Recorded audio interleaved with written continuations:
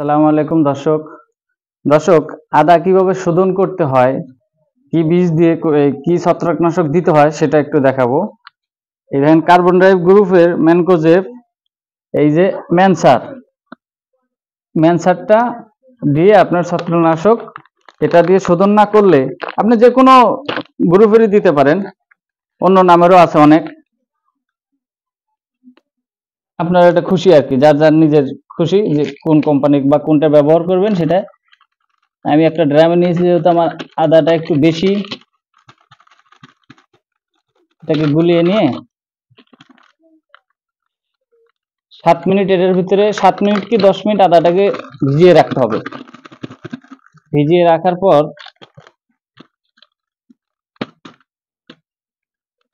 না, তারপর শুকাইতে দিতে হবে, একটু চটের ছালা যেটাকে বলা হয় সেটা দিয়ে শুকাইতে দিতে হবে।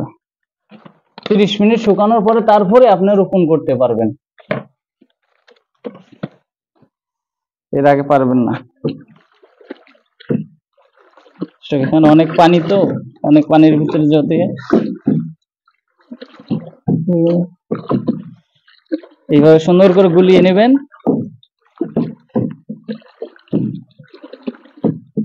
পানির সঙ্গে মিক্সার ভালো করে না হলে তো ছত্রাকনাশকটা কাজ করবে না।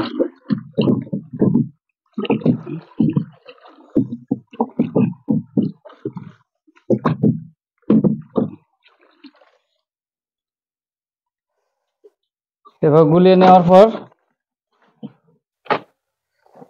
আদাগুলো দেখেন, এই দেখেন আমার আদাগুলো আল্লাহর রহমতে অনেক সুন্দর গজিয়েছে।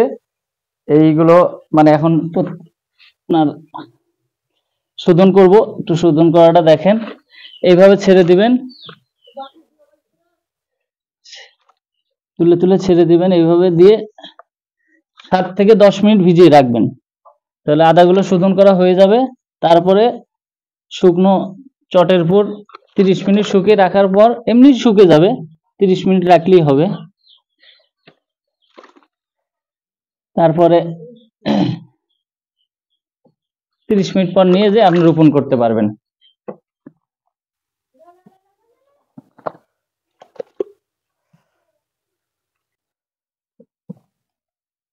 এইভাবে সুন্দর করে দিবেন, কারণ এই গজানো অঙ্কুর গুলা যেন না ভেঙে যায়, একটু দেখে দিবেন।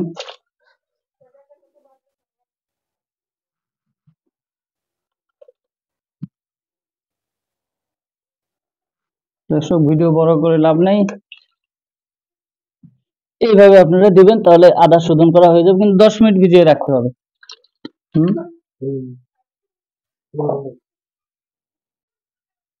দর্শক, এই যে আদা 10 মিনিট শোধন করার পর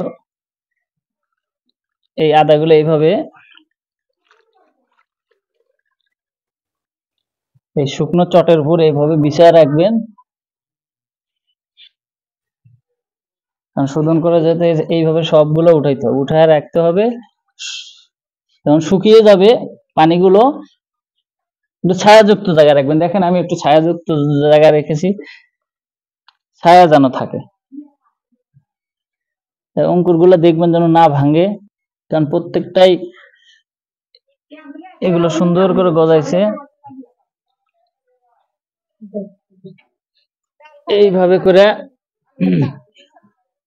এইভাবে করে বিছায়া দিবেন সুন্দর করে।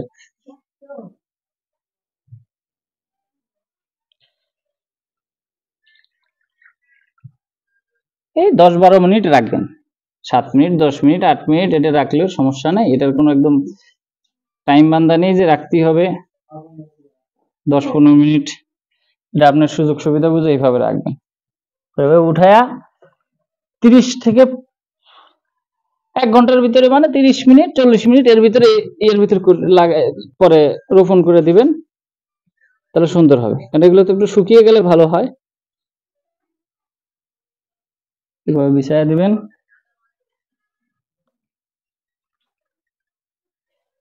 দেখেন আল্লাহর রহমতে অনেক সুন্দর গজাইছে।